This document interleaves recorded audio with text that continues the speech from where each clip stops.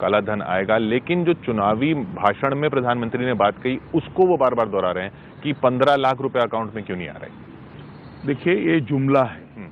किसी के अकाउंट में 15 लाख रुपया कभी नहीं जाता, वो उनको भी मालूम है और आपको भी मालूम है, देश की जनता को भी मालूम है। ये जो काले धन वापिस लाकर गरीबों को फायदा पहुंचाने की बात है, उनकी योजनाएं बनती, उनके फायदे के लिए काम होता है, इस माध्यम से पैसा जाता है। किसी को कैश कभी नहीं दिया जाता, वो सबको मालूम है। ये भाषण देने का एक तरीका है, एक जुमला है। जो भी काला धन आएगा उसका उपयोग गरीब उपयोगी योजनाओं के लिए होगा, ये कहने का तात्पर्य है। ये आपने अगर ये बात केजरीवाल जी नहीं समझ सकते तो मुझे तरस आता है। साफ नहीं, साफ ही है भैया। नहीं, मतलब ये देखिए, वो किसी के बैंक अकाउंट में कभी पैसा नहीं जाता। मोदी जी का कहने का तात्पर्य ये था कि जो भी काला धन आएगा उसका शुद्ध रूप से उपयोग गरीबों के कल्याण के लिए की योजनाओं में किया जाएगा। तो कोई नहीं लगा सका। ऐसा नेतृत्व चाहिए। भाई और बहनों, अभी कुछ लोग सहारा के पेमेंट की डिमांड कर रहे थे। सुनो ना भाई, काम की बात बताता हूं। कुछ लोग बैठ जाओ, मैं समझता हूं, बैठ जाओ। कुछ लोग सहारा के पेमेंट की बात कर रहे थे। नरेंद्र मोदी सरकार ने सहारा में कोऑपरेटिव में जितने लोगों को इन्वेस्टमेंट है वो सारा इन्वेस्टमेंट वापस करने का निर्णय किया है। अभी आपको जो तकलीफ पड़ रही है, बैठ जाइए।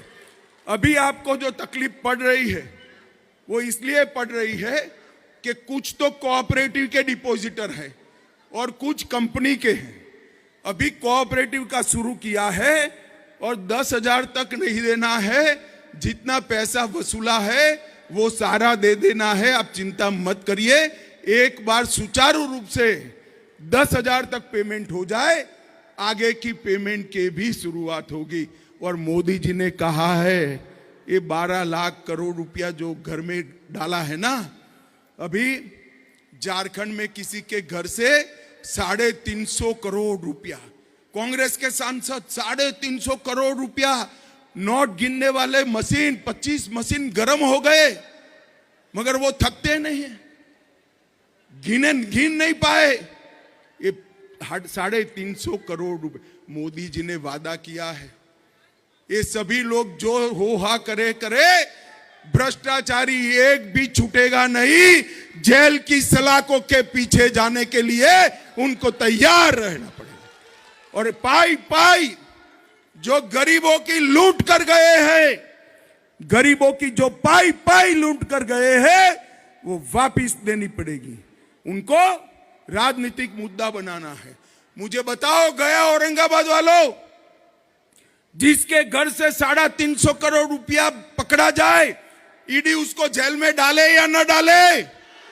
जोर से बोलो, डाले या न डाले? 250 करोड़ रुपया जिसके घर से पकड़ा जाए, जेल में न डाले क्या? ममता बनर्जी के मंत्री के यहां से 51 करोड़ रुपया पकड़ा गया, जेल में डाले के न डाले? न जाने सहारा जैसे कितने लोगों का, गरीबों का पैसा खाकर बैठे हैं।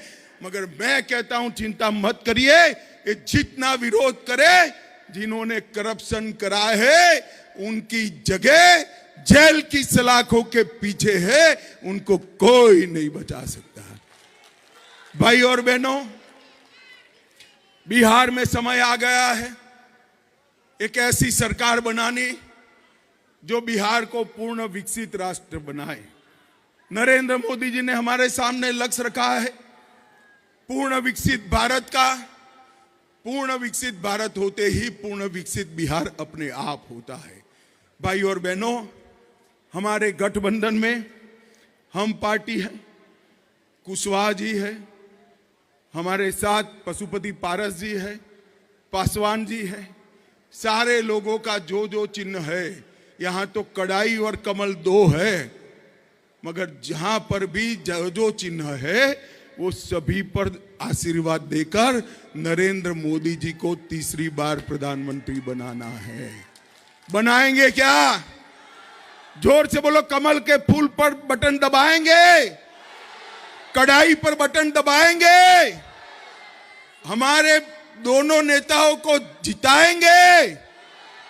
400 पार कराएंगे, मोदी जी को तीसरी बार प्रधानमंत्री बनाएंगे, तो मेरे साथ दोनों हाथ उठाइए, उठाइए दोनों हाथ,